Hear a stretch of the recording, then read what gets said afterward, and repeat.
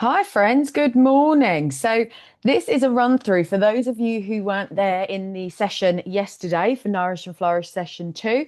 I'm going to take you through the slides so that you know what we covered in class. And for those of you that were there, obviously, you can use this as a recap, should you wish, as a little reminder. So I'm going to quickly take you through the slides. So session two is called the mindful reset, and that's where we think about the first protocol of Nourish and Flourish, which is to maintain a consistent eating window. We started off with a little check-in. People shared how they'd shared about their week.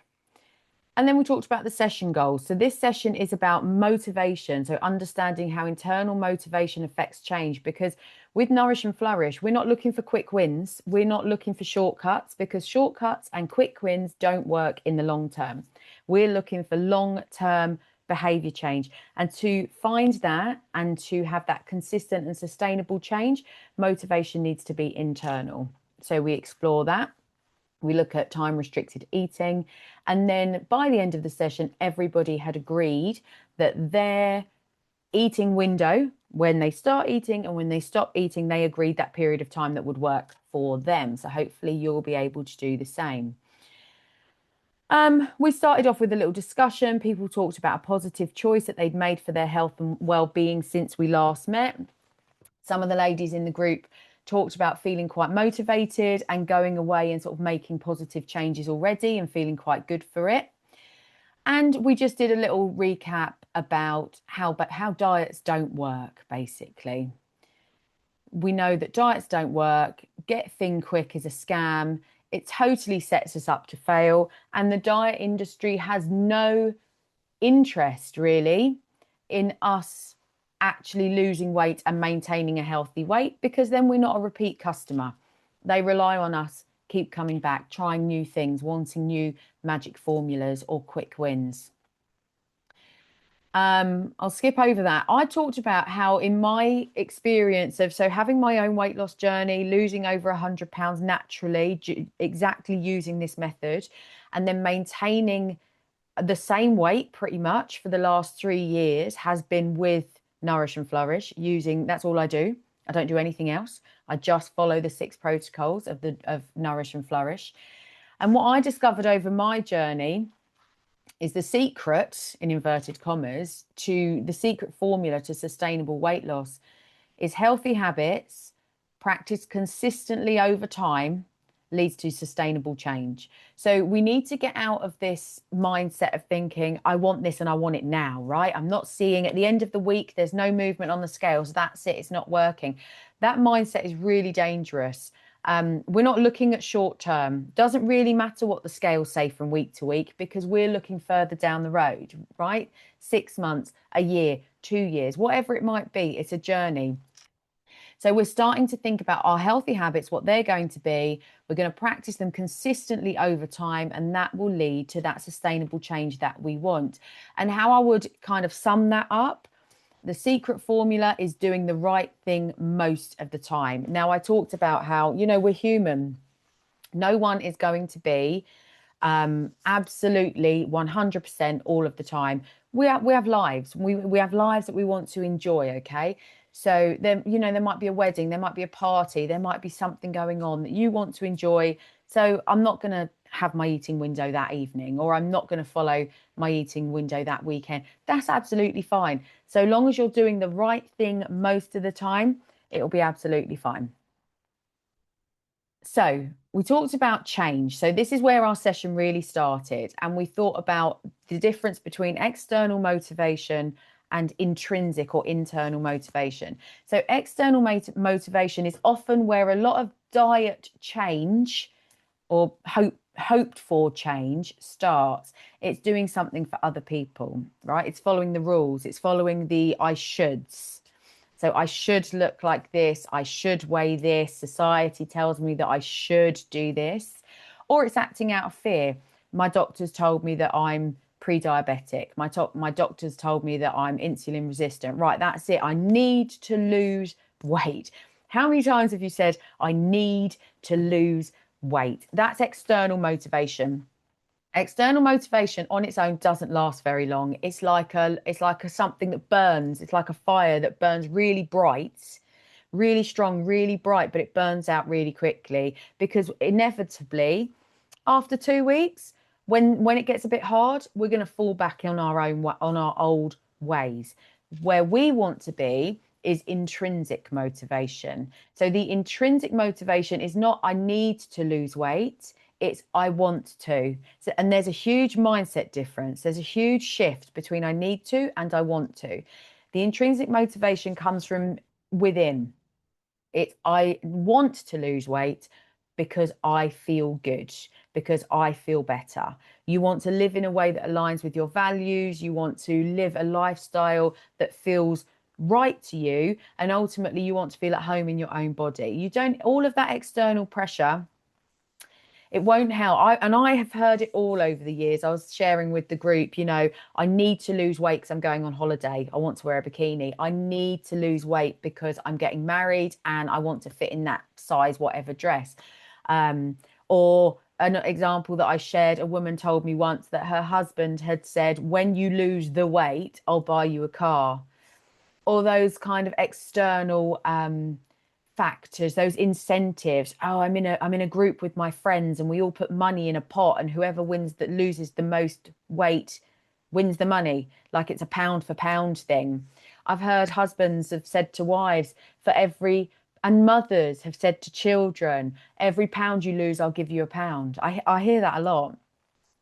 Those external incentives, they're not going to motivate you for very long. They might give you a push up, they might give you a push, they might give you a kick to get you started. But like I said, after a couple of weeks, we're going to lose that motivation. And it's very easy. It's very tempting when it feels hard to go back to our old ways and just go, do you know what? I'm okay. I'm happy. I'm fine. I'm going to stay like this. But it's the I want to. So, where this conversation led us was about finding your motivation. Now, everybody I do Nourish and Flourish with says, I want to lose weight. Or I need, sometimes they say I need to lose weight. Sometimes they say I want to lose weight, right? So, this exercise is about getting into the real heart of the reason why you are here, why you're doing this program. What is your real motivation for wanting to lose weight?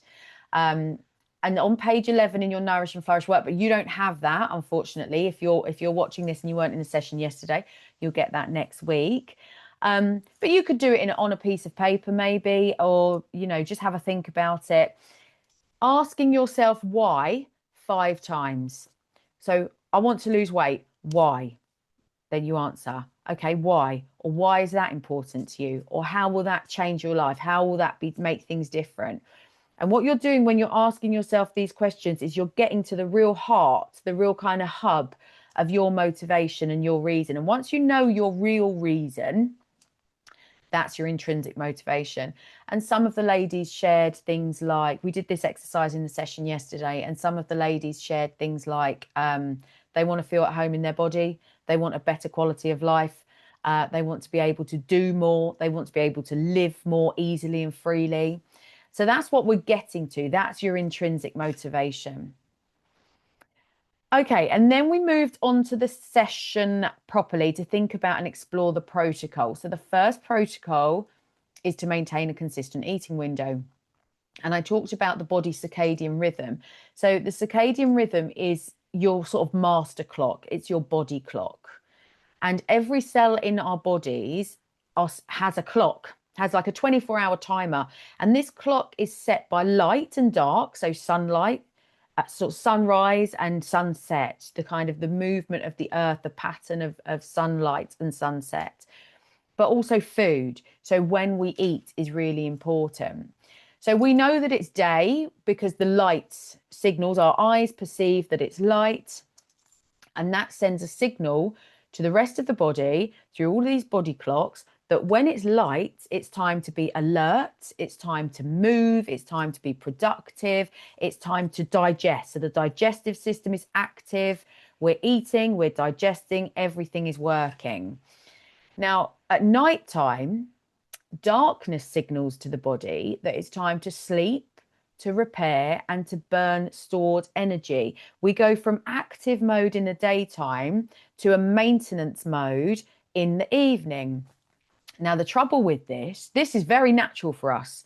This is a very natural way for human beings to behave if we live in alignment with nature, right? The trouble is the world that we live in doesn't allow for that. It's taken us quite a long way away from our nature and what's natural for us. So we eat from very early in the morning, often till very late at night. We confuse our circadian rhythm. We mess ourselves up by sometimes we sleep really late into the day and then we're awake really late into the night, or we go to bed with our screens and the blue light that are emitted from screens that confuses our melatonin production and it messes up our circadian rhythm. So we're kind of a bit messed up in terms of circadian rhythm. But if we want to live more in alignment with what's natural for us in terms of eating and not eating, having periods when we eat and periods when we don't eat, we have periods when we're active and periods when we're in maintenance, we need to live more in alignment with our natural circadian rhythm.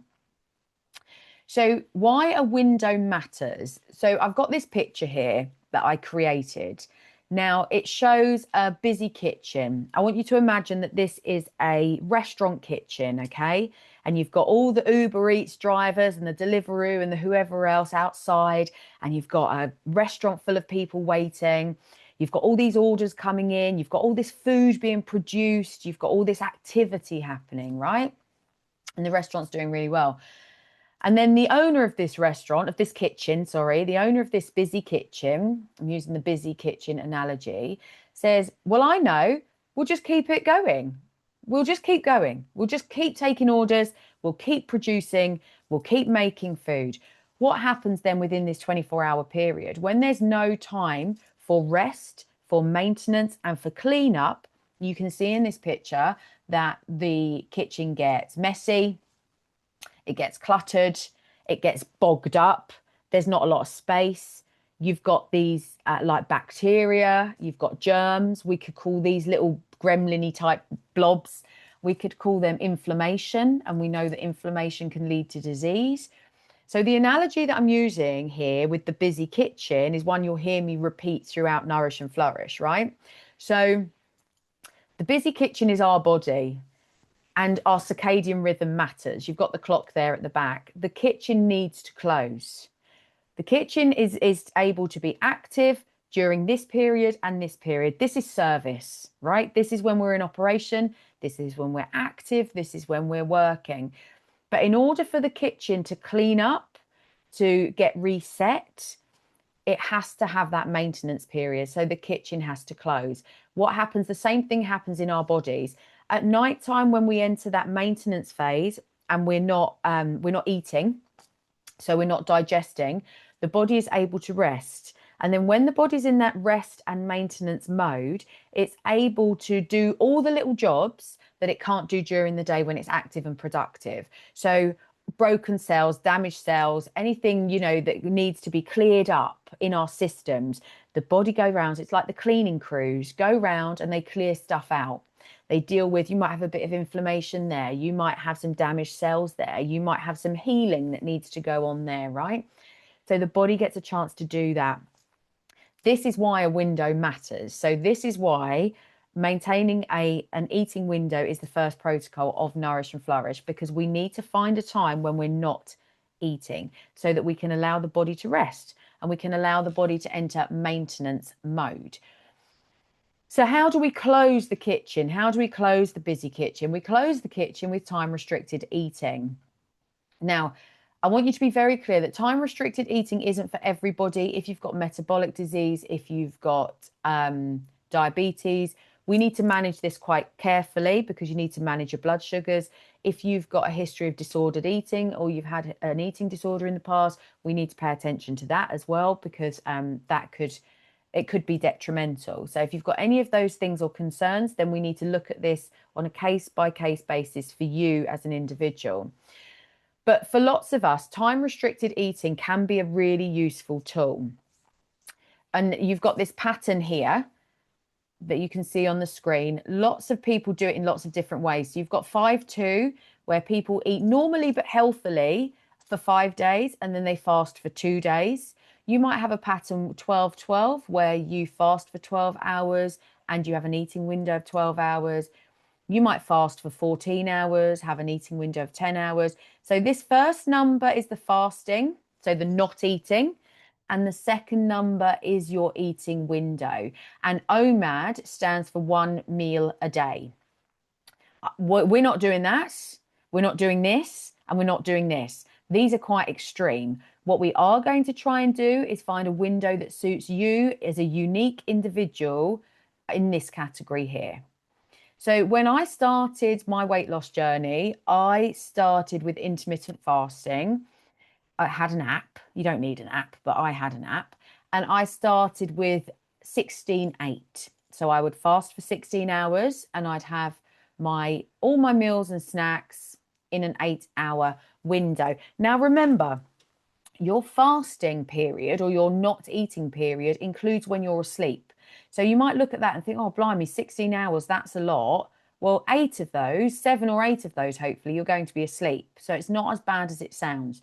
So I started here with 16-8 and I lost some weight. I lost a few stone.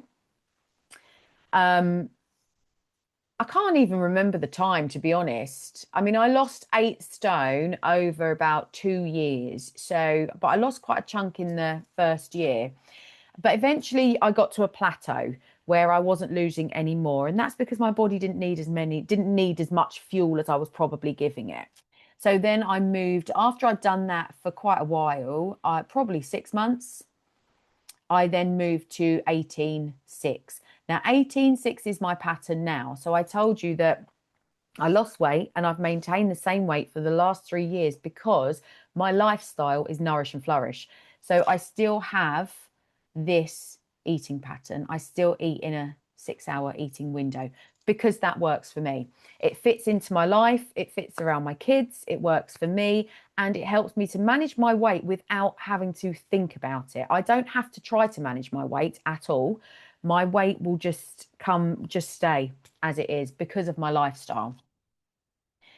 So so many of the ladies yesterday have gone for we've got a range actually. We've got an 8-hour, the lowest is 8 hours, and I think the highest is 12. So a range between an 8-hour and a 12-hour eating window for the different ladies in the group yesterday. So hopefully you will be able to decide by the end of these slides what's going to work for you. We did some exercises in our workbook. So we explored why we eat. You'll be able to catch up on these when you get your workbook next week. So the point of this exercise, so I've got everybody to talk to their partners, their neighbours, and kind of elicit and write down the reasons why we eat. And what we worked out was, which, is probably quite obvious, that most of the time we eat, it's not because we're hungry. Most of the time we eat, it's for lots of other reasons. It's because we're emotional, we're upset, we're sad, we're lonely. It's because we're finding comfort in food, we're comfort eating, we're emotionally eating, we're bored, it's habit. You go to the cinema, you've had your dinner and you think, oh, we'll go to the cinema and see a film. So you've had your dinner, you're not hungry, you don't need anything, but you go to the cinema, and because you go to the cinema, you buy popcorn, soda, or fizzy drink, maybe some chocolate. It's habit. It's just habits, practices and habits, but they're things that we can change. So you can catch up with that exercise. And then in page 25 and 6 of your workbook, you've got some surveys. You can catch up on those when you get your book next week. The first thing, when you want to change anything, the first thing is awareness. It's bringing your awareness and your attention to that thing. So I told you last week that lots of our actions are automatic. Lots of our behaviors, lots of our actions are automatic. 40% of our day is automatic. We do things without even thinking about it, right? So you're cooking or you're chopping or you go to cinema or you pass by the shop or you pick up that thing. Habit. So what we tried to do yesterday is bring our awareness to our habits. So start to think about and analyze and explore. Oh, I do that. Oh, yes. Because once we're aware of something, we can change it. If we're not aware of it, it's going to live in the back of our head, but we're not going to be aware of it to change it. So you can catch up on those questionnaires in your book. Then we came to making it about you guys. So maintaining a consistent eating window. And what I asked the ladies to do in their books was to draw a sun, so a sunrise and a moon. So, and these represent, so we're thinking about that busy kitchen, right? When am I having my breakfast? When does my day start? My food day start? When is the start of my eating window? When is the end of my eating window? So looking at the start, the sun up, using our circadian rhythms, the sun up, the lights metaphor, and when is my sun down? So when does my eating window close? And then we did some work as a group, just kind of troubleshooting what would the barriers be. So I asked the ladies to think about potential obstacles. Now, this is really, really important because you can't take something like intermittent fasting or an eating window and transplant it into your life. It won't work. You'll do it for 2 weeks and then you'll be over it and then you'll be back to your old ways. You can't just take that and crowbar it into your life. You need to make it fit. So it has to fit. Your life has to fit around it, not the other way around. Okay. So you find how it would work for you with the life that you have, because you're not going to be able to change your life. You can't change work patterns. You can't change school runs. You can't change kids' eating times. You can't change holiday clubs and after school clubs and all the other commitments that you've got. So I asked the ladies to think about potential obstacles, and then we thought about barriers. So if it's a case of, shift work, starting work really early, getting home from work really late, wanting to eat with the kids, wanting to eat as a family, all of those things. And then we found a way to create an eating window that worked with the individual's life. So that's what I want you to do. So that's how you're going to catch up with everybody else. I want you to think, what could your eating window be? So for lots of the ladies, some of the ladies, a few of the ladies that had a school run, their idea was, right, I'll go and I'll take the kids to school, I'll come home, I'll have a coffee at 9 o'clock and I'll break my fast at 10. And then I will have dinner with the kids in the afternoon, early evening, and then I'll stop eating at 6. So some people that wanted an 8-hour window, they've gone from 10 to 6. Other people we've got other people in the group who need to take, say, medication, right? And you have to have your medication food before medication. So they might have a 12-hour window, or they might have a 10-hour window because they need to have breakfast earlier to take medication, and they're going to have, so they might be sort of 8 till 8 or 8 till 6, giving them 10 hours. You just need to work out what's going to work for you. What I don't want you to do is go really extreme. I don't want you to be going, right, that's it. I'm going for a 6-hour window. I don't want you to start there.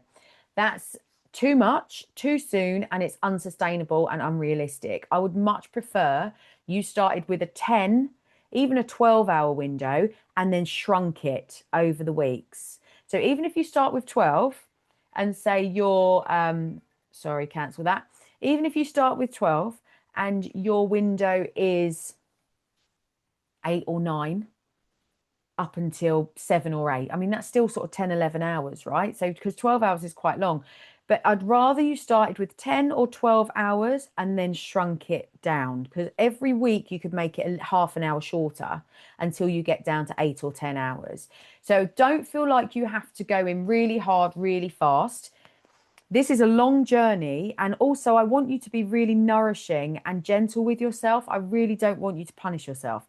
All of the diets that we've done before that made us feel bad about ourselves and made us punish ourselves in different ways, we're not doing that. This is about nourishment, right? So find a window that works and then we can make it smaller over time. That is your task for today.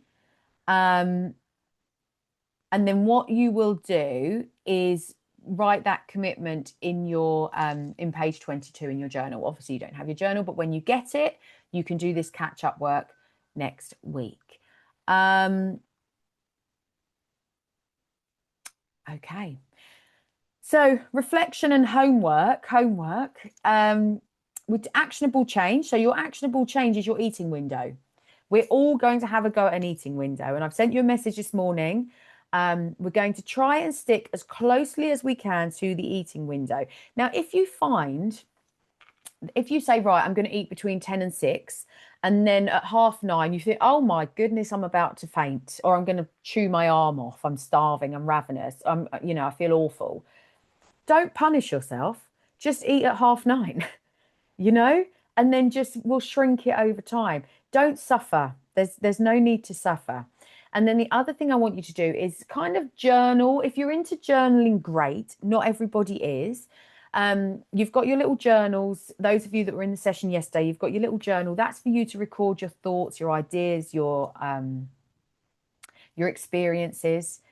Not everyone likes to write, and that's okay. Another thing you can do, something I sometimes do, is send myself voice notes, on WhatsApp. Just send yourself a message, talk to yourself, and actually speaking out loud, talk to yourself like you're talking to somebody else, right? But you're actually talking to yourself. And actually, what you're doing as you are talking to yourself, I often do that on a walk, is you're processing. And it's helping you to process, to think through things, to reflect, to evaluate. It can be really helpful. So that can be a form of journaling as well. Send yourself, voice notes on your phone, like you can record your voice. Whatever works for you. But what I'd like you to do next week, so when we start session 3 on Tuesday, we are going to start with a check-in, and I will ask everybody to share how their week's been, how they've managed to balance the eating window and the not eating window, what the struggles have been, if any, what the challenges have been, what they've found hard, maybe what they've found easy or okay. Because what we're doing then is we're troubleshooting, because we want this to be sustainable, and I want to make sure that any potential barriers or hurdles, we can move them aside so that this is something that you can commit to for the long term. Okay, ladies, that is it. Bit of a long one. So maybe settle in, have a cup of tea. But I want you to, I'm going to leave you with this message, and it's about investment. And I really liked this. I saw this on Instagram, gosh, ages ago. And it's about compounding, right? So poor health compounds. Years of poor sleep, drinking alcohol, excess alcohol, and eating badly will catch up with you, right? Eventually. You can get away with those things earlier in life, but they do eventually catch up, and they have consequences. Whereas the flip side of that, healthy choices also compound. So training, they're talking about gym work, but I would say walking or just moving your body in a nourishing way, eating healthily, staying hydrated, and sleeping will protect you. So it's about where you put your investment, what and who are you investing in? And I just really liked that. As always, if you have any questions, please don't hesitate to ask. Next week, week 3, we are looking at, well, the theme is Nourish with Whole Food. So we will look at whole food, we'll look at gut health, and I'm going to bring some tasters for you. In the group, we talked about kefir and kombucha, which are both examples of probiotics, which we will cover, and I'll bring some for you. We'll have a little taste test. So we'll do that next week. Any problems? Reach out, let me know, share it in the group.